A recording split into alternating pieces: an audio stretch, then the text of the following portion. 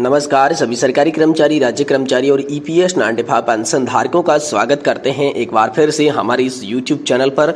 दोस्तों, यहाँ पर ईपीएस पेंशन धारकों के लिए सरकार ने बड़ा ऐलान किया है। 7,500 प्लस डीए के साथ साथ मेडिकल को लेकर पेंशन बढ़ाने पर चर्चा सामने आ चुकी है। हर महीने अगर आपने कितना निवेश किया है तो दोस्तों आप सभी को आखिर कितनी पेंशन मिलेगी, और पेंशन के अंदर जो एडिशनल पेंशन की वृद्धि है 5, 10, 15% उसको लेकर हाल फिलहाल में क्या वृद्धि को लेकर बड़ी खबर आई है, इसके बारे में आज की इस वीडियो के अंदर संपूर्ण रूप से जानकारी आप सभी को दी जाएगी। साथ ही दोस्तों, पेंशन भोगियों के लिए यहाँ पर अच्छी खबर की बात करें तो बकाया डीए एरियर पर सरकार का बड़ा फैसला हाल फिलहाल में सामने आ चुका है।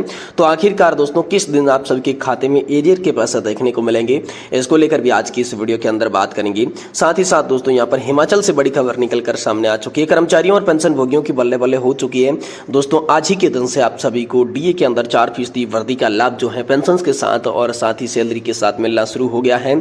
इसके बारे में बात करेंगे। साथ ही दोस्तों, 30 जून से जो सेवानिवृत्त हुए हैं कर्मचारी, उनको एक एक्स्ट्रा लाभ मिलेगा, एक्स्ट्रा इंक्रीमेंट का फायदा मिलेगा। तो लाखों रुपए का इसके साथ साथ एरियर भी आप सभी को दिया जाएगा। इसके बारे में भी आज की इस वीडियो की बात करेंगे। साथ ही साथ दोस्तों, ईपीएफओ ने बदल दिए हैं पीएफ से जुड़े नए नियम। अब कर्मचारियों और पेंशनधारकों को होगा बड़ा फायदा, यानी कि आप सभी का प्रोविजनल फंड जो अकाउंट है उससे जुड़े नियमों में बदलाव किया गया है। इसके बारे में भी आज की इस वीडियो के अंदर बात करेंगे।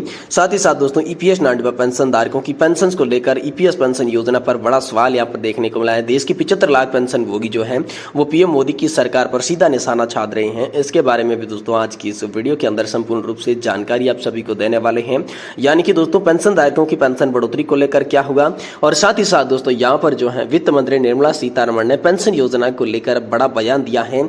इसके बारे में आज की इस वीडियो के अंदर बात करेंगे कि आखिरकार वित्त मंत्री निर्मला सीतारमण ने पेंशन योजना को लेकर क्या बड़ा ऐलान किया है, क्या बड़ा बयान दिया है।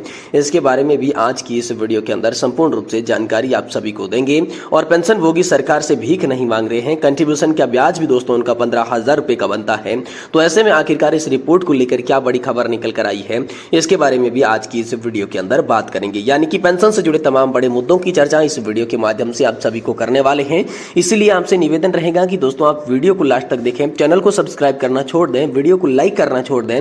लेकिन अगर आप पेंशन धारक हैं और पेंशन से जुड़ी जानकारी को जानना चाहते हैं तो वीडियो आप लास्ट तक जरूर देखिएगा। तो चलिए बिना किसी देरी के अंदर वीडियो के अंदर जो है यहाँ पर पेंशन से जुड़ी क्या बड़ी खबर आ रही है उसके बारे में सबसे पहले जानते हैं। देखिए, सबसे पहले बात करें तो दोस्तों, ईपीएस नान-डिफा पेंशन योजना के तहत पेंशन बढ़ोतरी 7,500 प्लस डीए के साथ साथ फ्री मेडिकल की सुविधा और साथ ही पेंशन बढ़ाने पर जो चर्चा हो रही थी नेशनल एजुकेशन कमेटी और केंद्र सरकार के बीच, आखिरकार उसका नतीजा क्या निकला है और क्या बड़ी खबर पेंशन धारकों के लिए निकल कर आई।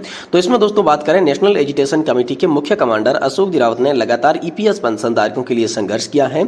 इसी बाबत एक बार फिर से देश के पीएम नरेंद्र मोदी को बड़ा पत्र लिखा गया। पत्र के अंदर ज्ञापन सौंपा गया है जिसमें मोदी के आश्वासन दिए गए 2 बार उनको भी दर्शाया गया है। साथ ही साथ श्रम मंत्री ने जो आश्वासन दिया उसे भी दर्शाया गया है। और ईपीएस नान-डिफा पेंशन धारकों की दयनीय दशा को दर्शाते हुए उनकी पेंशन 7,500 प्लस की डीए के साथ साथ फ्री यहाँ पर जो है मेडिकल की सुविधा हस्बैंड एंड वाइफ को मिलनी चाहिए। इसके बारे में बड़ी चर्चा दोस्तों आप सभी के लिए की गई है, लेकिन केंद्र सरकार ने अभी तक इसके बारे में कोई भी अंतिम अपडेट या फिर अंतिम नतीजा दोस्तों हाल फिलहाल में आप सभी के लिए नहीं दिया है। साथ ही साथ दोस्तों, आप सभी पेंशन धारकों के लिए बात करें तो लाखों पेंशनर्स के लिए यहाँ पर बड़ी खबर निकलकर सामने आ रही है। हाल ही में केंद्र सरकार ने दोस्तों बकाया डीए एरियर को लेकर यहाँ पर सरकार का बड़ा फैसला सामने आ रहा है, जिसके तहत दोस्तों आखिरकार आपके खाते के अंदर पैसा कब देखने को मिलेगा, जो कि डीए एरियर का पैसा है। कोरोना काल के दौरान जो 18 महीने का डीए एरियर रोक लिया गया था, उनका पैसा जो है आपके खाते में कब देखने को मिलेगा। तो इसके लिए दोस्तों आदेश जारी कर दिए गए हैं, यानी कि दोस्तों 15 दिन के भीतर आप सभी के खाते में बकाया डीए एरियर का पैसा आ जाएगा।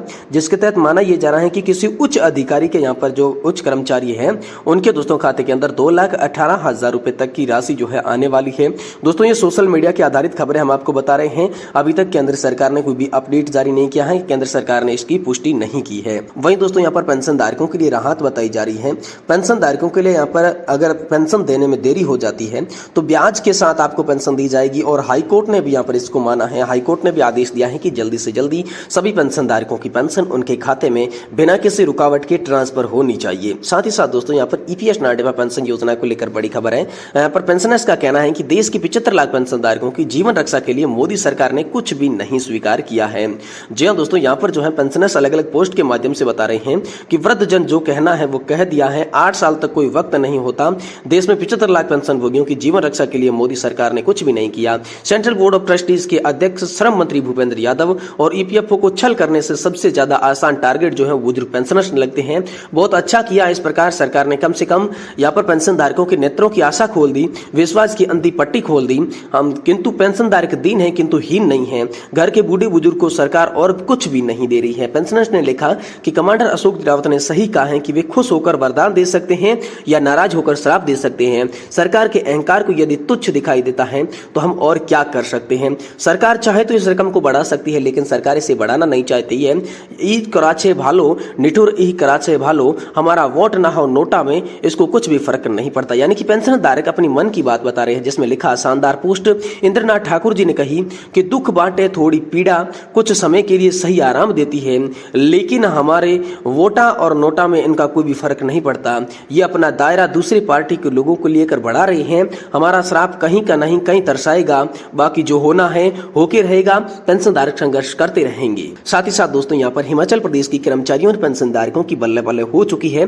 दोस्तों आप सभी के 4% डीए को लेकर बड़ी खबर आ रही है। आज हिमाचल प्रदेश में 3 लाख से अधिक कर्मचारियों और पेंशन धारकों का 4% महंगाई भत्ते का लाभ मिलना शुरू हो चुका है। इसका 1 साल से कर्मचारी और पेंशन धारक जो थे वो इंतजार कर रहे थे। हिमाचल प्रदेश के मुख्यमंत्री सुखविंदर सिंह सुक्खू ने 17 फरवरी को बजट पेश करते हुए कई बड़ी घोषणाएं की थी। इसी के साथ ही सरकारी कर्मचारियों और पेंशन धारकों की बल्ले बल्ले हो गई है। मुख्यमंत्री ने बजट भाषण की घोषणा की थी। सेवानिवृत्त कर्मचारियों की लीव एग्रीमेंट और ग्रेजुएट संबंधित बकाया का भुगतान 1 मार्च 2024 से चरणबद्ध तरीके से शुरू हो चुका है।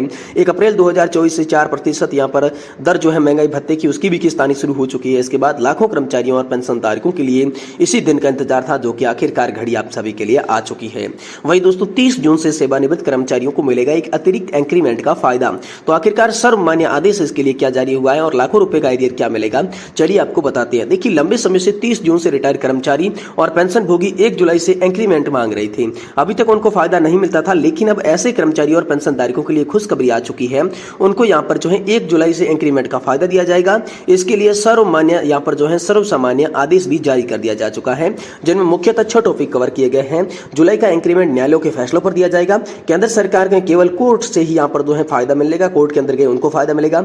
छत्तीसगढ़ राज्य ने इसको लेकर आदेश जारी किया है और साथ ही में इस आदेश में क्या कहा गया है, महाराष्ट्र राज्य ने भी इसको लेकर आदेश जारी किया है और केंद्र सरकार भी तत्काल प्रभाव से इसे लागू करें। इनको लेकर दोस्तों बड़ा फैसला हाल फिलहाल में आ चुका है। केंद्र सरकार ने केवल कोर्ट केस वालों को यह फायदा देने के लिए कहा है कि केंद्र सरकार एक अतिरिक्त इंक्रीमेंट का फायदा जरूर देती है, लेकिन केवल उच्च न्यायालय या फिर सर्वोच्च न्यायालय में जीतकर आए कर्मचारी और पेंशन धारकों को इसका फायदा मिलेगा। बाकी अन्य कर्मचारी जो है कोर्ट नहीं जा पाते तो उनको फायदा नहीं दिया जाएगा, जिससे दोस्तों लाखों रुपए की आर्थिक नुकसान का यहाँ पर जो है सहन करना पड़ रहा है। वही छत्तीसगढ़ राज्य ने इसके लिए सरकारी आदेश जारी किया गया है। छत्तीसगढ़ राज्य शासन ने जो आदेश जारी किया था उसमें कहा गया था कि वित्तीय विभाग के परितंत्र क्रमांक यहाँ पर 453/220 के विनिमय 4 दिनांक 7/8/2023 के अनुसार दिनांक 30 जून से सेवानिवृत्त होने वाले कर्मचारियों को एक एक्स्ट्रा इंक्रीमेंट का फायदा यहाँ पर जो है दिया जाएगा। साथ ही दोस्तों महाराष्ट्र राज्य सरकार ने भी इसको लेकर आदेश जारी कर दिया है कि केंद्र सरकार भले इस मुद्दे को टाल कर रखे, लेकिन राज्यों की सरकारें अपने अपने राज्यों में इस नियम को लागू कर रही है। इससे पहले महाराष्ट्र राज्य सरकार ने भी यहाँ पर अपने नियम को लागू किया था। महाराष्ट्र राज्य में औरंगाबाद खंडपीठ के फैसले को मानते हुए सर्वमान्य आदेश जारी किया। अब महाराष्ट्र में 30 जून को रिटायरमेंट कर्मचारियों को 1 जुलाई का इंक्रीमेंट का फायदा भी मिलता है। साथ ही दोस्तों केंद्र सरकार भी तत्काल प्रभाव से लागू करें।